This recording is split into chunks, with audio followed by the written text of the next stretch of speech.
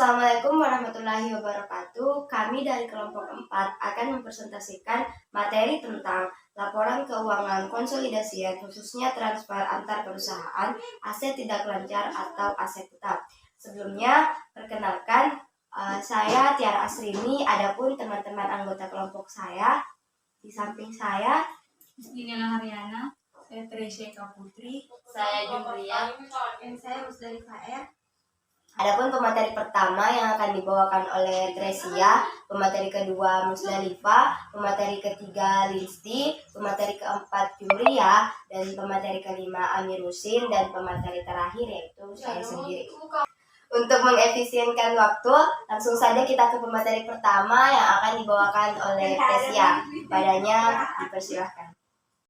Baik, saya akan membacakan dan menjelaskan tentang transfer antar perusahaan aset tidak lancar. Transfer antar perusahaan. Perusahaan induk dan anak perusahaannya sering terlibat dalam berbagai transaksi di antara mereka sendiri.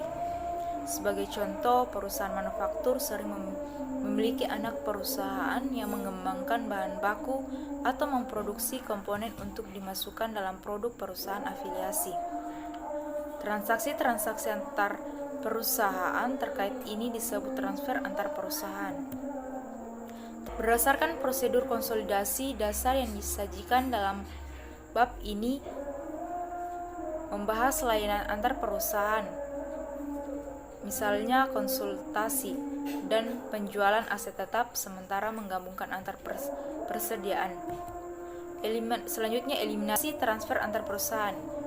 Fokus dalam konsolidasi adalah pada konsep entitas tunggal, bukan presentasi kepemilikan.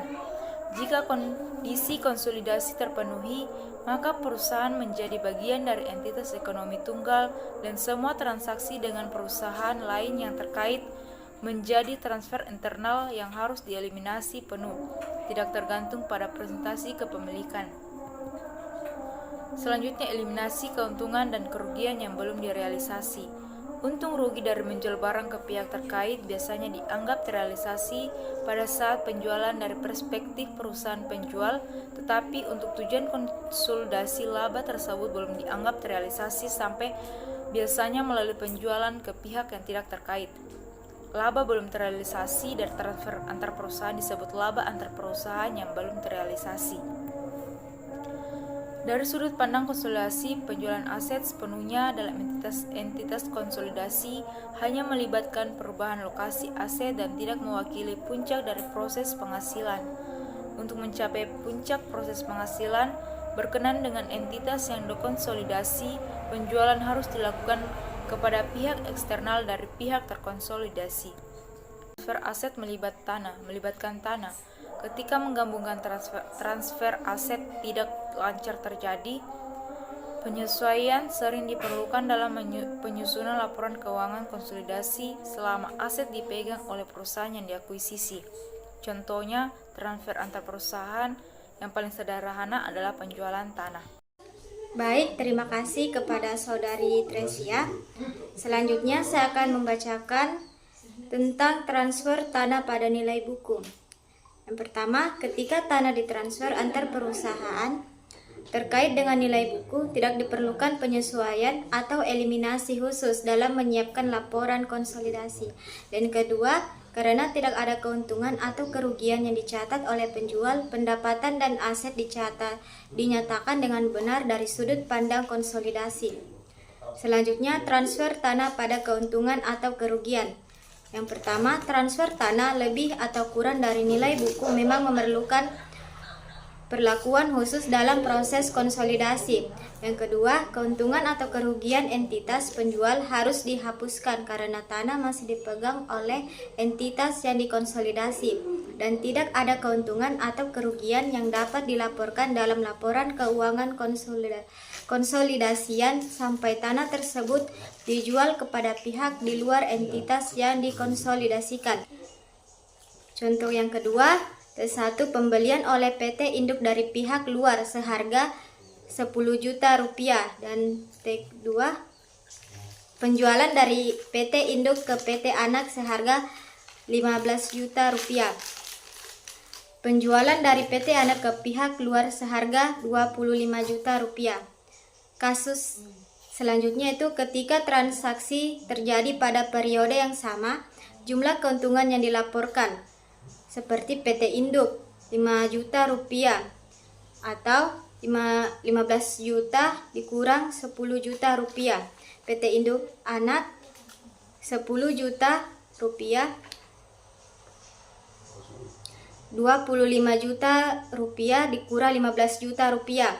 Entitas konsolidasi 15 juta rupiah atau 25 juta dikurang 10 juta rupiah. Selanjutnya kasus hanya transaksi T1 yang diselesaikan selama periode berjalan, jumlah keuntungan yang dilaporkan. Selanjutnya ada kasus C, hanya transaksi T1 dan T2 yang diselesaikan selama periode berjalan, jumlah keuntungan yang dilaporkan. PT Induk sebesar 5 juta rupiah atau 15 juta rupiah dikurang 10 juta rupiah.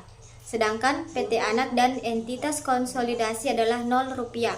Selanjutnya kasus D, hanya transaksi T3 yang diselesaikan selama periode berjalan, jumlah keuntungan yang dilaporkan sementara PT Induk sebesar 0 rupiah, adapun PT Anak sebesar 10 juta rupiah atau 25 juta rupiah dikurang 15 juta rupiah. Entitas konsolidasi sebesar 15 juta rupiah atau 25 juta rupiah dikurang 10 juta rupiah.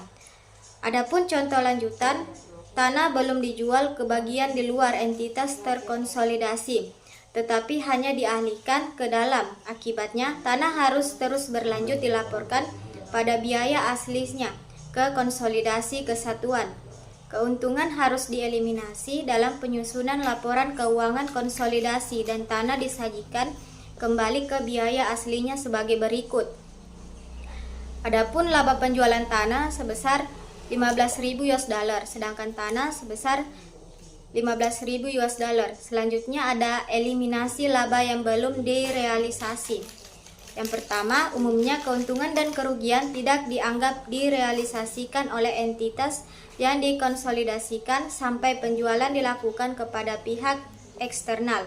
Dan yang kedua, keuntungan dan kerugian yang belum direalisasi dieliminasi dalam penyusunan laporan keuangan konsolidasian terhadap kepentingan para pemegang saham yang mengakui keuntungan dan kerugian di tempat.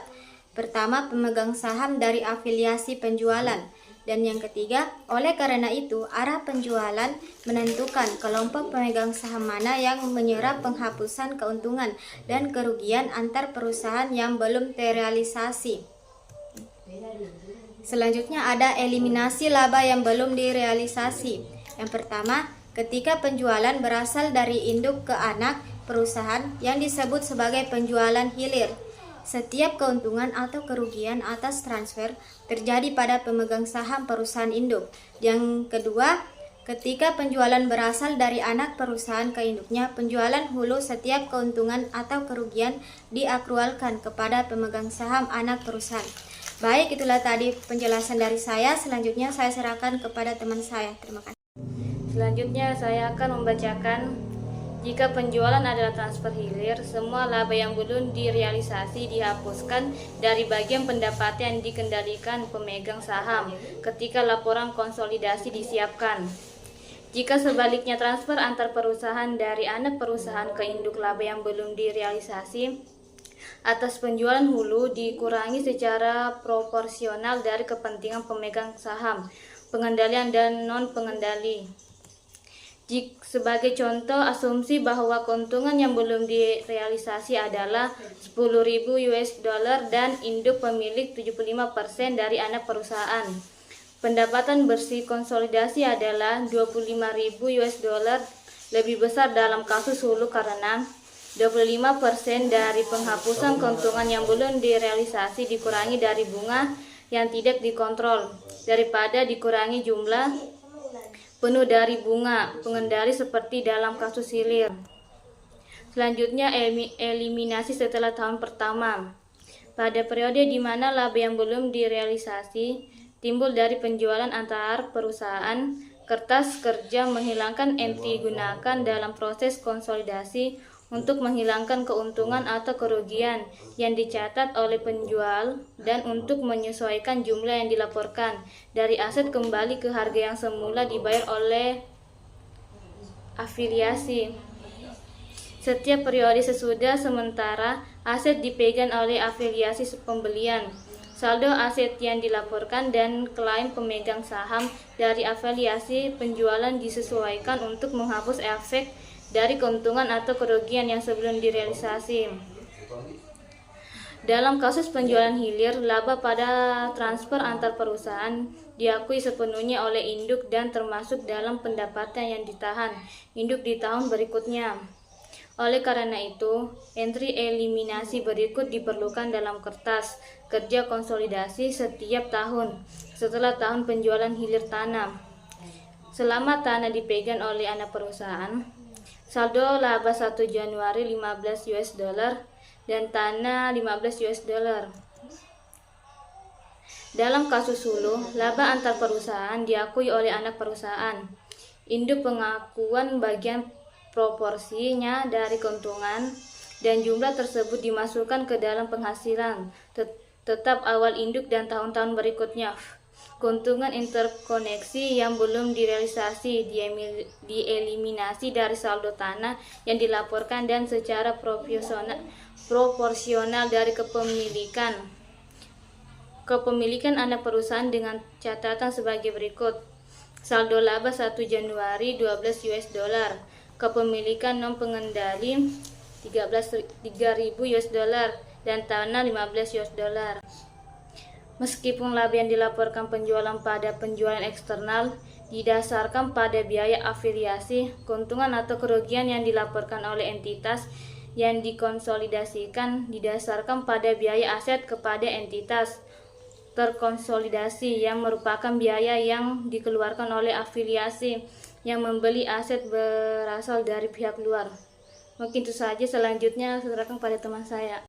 Baik, saya akan melanjutkan penjelasan dari teman saya. Transfer melibatkan aset yang disusutkan. Yang pertama, keuntungan antar perusahaan yang belum terrealisasi atas suatu aset yang dapat disusutkan atau diamortisasi dipandang telah direalisasikan secara bertahap selama sisa umur ekonomis aset tersebut sebagaimana digunakan oleh afiliasi pembelian dalam menghasilkan pendapatan dari pihak yang tidak terrealisasi. Yang kedua, akibatnya sebagian dari keuntungan atau kerugian yang belum terrealisasi direalisasikan setiap periode karena manfaat berasal dari aset dan potensi layanannya berakhir. Penjualan hilir. Yang pertama, induk menjual peralatan kepada anak perusahaan pada tanggal 31 Desember 20 kali 1 seharga 7 juta rupiah. Peralatan dibeli oleh induk 3 tahun sebelumnya dengan biaya 9 juta rupiah. Penyusutan pada peralatan dihitung berdasarkan total umur 10 tahun menggunakan depresiasi garis lurus tanpa nilai sisa. Jurnal konsolidasi. Jurnal berikut diperlukan untuk menghilangkan efek transaksi antar perusahaan di tahun ini transfer, yaitu 20 kali 1. Bangunan dan peralatan 9.000 kurang 7.000 sama dengan 2.000 US dollar. Keuntungan penjualan peralatan 700 US dollar. Akumulasi penyusutan 2,700 US dollar berada di kredit. Berikutnya 2,700 US dollar sama dengan 9.000 kali 0,10 kali 3. Maka hitungkan keuntungan yang tidak terrealisasi pada penjualan peralatan hilir dan nyatakan kembali akun terkait seolah-olah transfer tidak pernah terjadi. Jurnal berikut diperlukan untuk menghilangkan efek dari transaksi antar 20 kali 1 sebagai dari awal 20 kali 2. Bangunan dan peralatan 9.000 kurang 7.000 sama dengan 2.000 US dollar. Penghasilan ditahan 1 Januari 700 US dollar. Akumulasi penyusutan 2,700 US dollar berada di kredit. Berikutnya 2.700 US dollar sama dengan 9.000 kali 0,10 kali 3. maka hilangkan keuntungan yang tidak terrealisasi pada penjualan, peralatan hilir, dan nyatakan kembali akun terkait seolah-olah transfer tidak pernah terjadi. Ketika perubahan estimasi umur aset yang dapat depresiasi terjadi pada saat transfer antara perusahaan, perlakuan tidak berbeda dibandingkan jika perubahan terjadi ketika aset tetap berada di buku afiliasi transfer. Berikutnya, masa manfaat baru yang tersisa digunakan sebagai dasar untuk depresiasi baik oleh afiliasi, pembelian, dan untuk keperluan menyiapkan laporan keuangan konsolidasi. Penjualan hulu. Yang pertama, perlakuan atas laba yang belum terrealisasi yang akan timbul dari penjualan antar hulu identik dengan penjualan hilir, kecuali bahwa laba yang belum direalisasi dan terrealisasi berikutnya harus dialokasikan antara kepentingan pengendali dan non-pengendali. Baik, itu saja dari saya. Mungkin akan dilanjutkan dengan teman saya. Baik, saya akan melanjutkan materi selanjutnya di bagian jurnal konsolidasi. Kasus penjualan hulu dapat diilustrasikan menggunakan fakta yang sama seperti sebelumnya. Contoh hilir, bangunan dan peralatan 9.000 kurang 7.000 sama dengan 2.000 US dollar.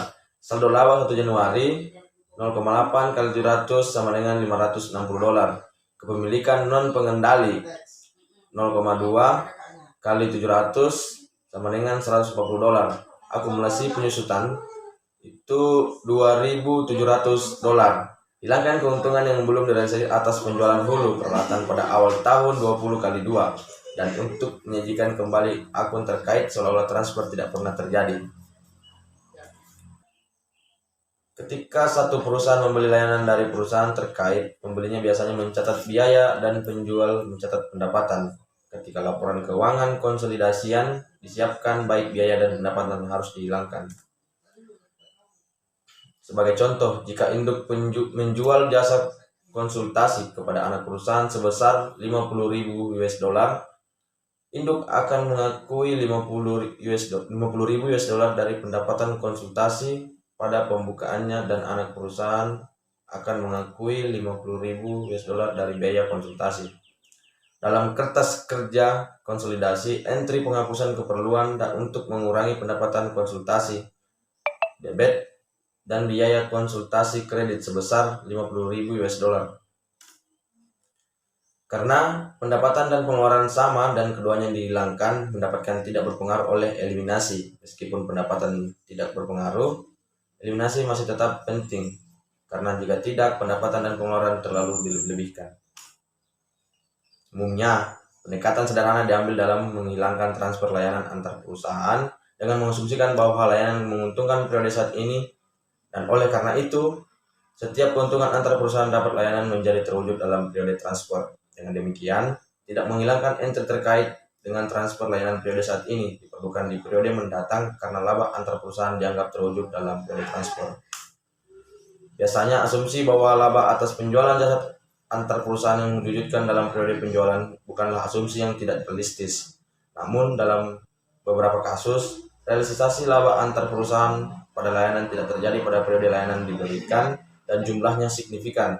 Sebagai contoh, jika perusahaan induk membebani anak perusahaan untuk jasa arsitektur untuk merancang fasilitas manufaktur baru untuk anak perusahaan akan memasukkan biaya tersebut dalam biaya kapitalisasi fasilitas baru. Baik, untuk materi selanjutnya akan dijelaskan oleh teman saya. Baik, saya akan melanjutkan materi yang sebelumnya dijelaskan oleh Saudara Amir. Nah, selanjutnya yaitu sudut pandang konsolidasi. Laba, apapun yang diakui orang tua pada penjualan layanan antar perusahaan, pendapatan atas biaya persediaan layanan harus dihilangkan dari biaya yang dilaporkan dari fasilitas baru, sampai laba antar perusahaan menjadi terwujud. Kemudian, realisasi akan dilihat sebagai terjadi selama umur fasilitas. Dengan demikian, menghilangkan entry akan dibutuhkan setiap transfer antar aset tetap yang mirip dengan antar perusahaan. Nah, adapun contoh soalnya seperti ini. PT Barito memiliki 70% saham biasa berhak suara PT Ranum. Pada tanggal 12 Maret 2002, PT Ranum menjual tanah yang dibeli seharga 140 juta rupiah ke PT Barito dengan harga 185 juta. PT Barito berencana untuk membangun gudang baru di tanah tersebut di tahun 2003. Nah, Soalnya yang diminta itu yang pertama, buat jurnal eliminasi pada tanggal 31 Desember 2002 dan 2003. Kemudian yang kedua, membuat jurnal eliminasi di 31 Desember 2003 dan 2004. Jika PT Barito semula membeli tanah tersebut seharga 150 juta dan menjualnya ke PT Ranum seharga 180 juta rupiah. Oke. Di sini ada penyelesaiannya. Di tanggal 31 Desember 2003, keuntungan penjualan tanah itu 45 juta pada tanah, juga 45 juta yang dicatat di kredit. Kemudian 31 Desember 2004, saldo laba pada tanggal 1 Januari itu 31.500.000. Kemudian kepemilikan non pengendali 13.500.000. Dan tanah dicatat di kredit seharga 45 juta. Dan tanah yang dicatat dengan di kredit itu seharga 45 juta. Kemudian di 31 Desember 2003 dan 2004, saldo laba pada tanggal 1 Januari itu 30 juta, pada tanah yang dicatat di kredit itu 30 juta. Kemudian contoh soal yang selanjutnya, PT Firda membeli 60% saham biasa berhak suara PT Mindanao pada tanggal 1 Januari 2001. Pada nilai bukunya, pada tanggal 31 Desember 2005, PT Firda menerima kas sebesar 210 juta dari PT Mindanao untuk truk milik PT Firda yang dulunya dibeli pada tanggal 1 Januari 2002 seharga 300 juta. Truk tersebut diekspektasi mempunyai masa manfaat 10 tahun dan tanpa nilai sisa. Kedua perusahaan menyusutkan truk menggunakan garis lurus. Kemudian yang diminta pertanyaannya yaitu buat jurnal eliminasi pada tanggal 31 Desember 2005. Kemudian yang kedua, membuat jurnal eliminasi pada tanggal 31 Desember 2006. Oke, kita masuk ke yang pertama. Harga perolehan di sini tuh 300 juta. Di mana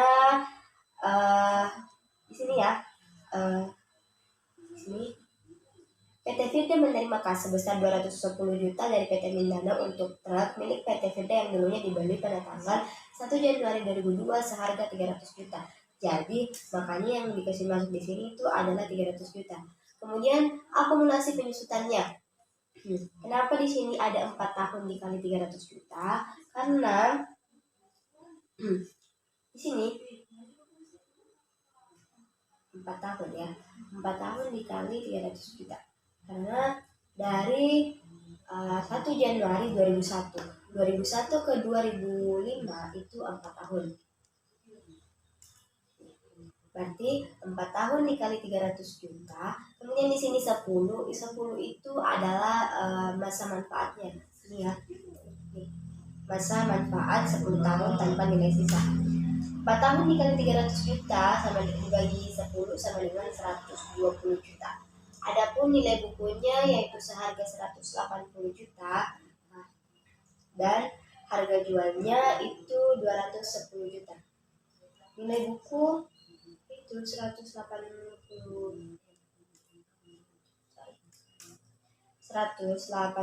juta karena dia di sini harga perolehannya kan 300 juta. Kemudian di sini membelinya PT itu membeli saham itu sebanyak 60%, jadi 300 juta bagi 60% sama dengan 180 juta. Terus harga jualnya itu 210 juta. Jadi laba penjualan truk di sini itu adalah 30 juta. 31 Desember 2005, harga truk itu 90 juta. Kemudian laba penjualan truk itu 30 juta. Maka akumulasi penyusutannya dicatat di kredit yaitu 120 juta. 31 Desember 2006, truk ya, harga truk itu 90 juta. Ini saldo laba di 1 Januari. Ini ya, ini yang tadinya laba penjualan truk yang pertama, kemudian di 31 Desember 2005 30 juta. Nah, yang tadinya laba penjualan itu dikasih masuk menjadi saldo laba di 1 Januari 30 juta yang pencatatannya itu di debit. Kemudian ada beban depresiasi. Beban depresiasi itu 5 juta yang dicatat di kredit. Adapun akumulasi penyusutannya yaitu 115 juta yang dicatat di kredit.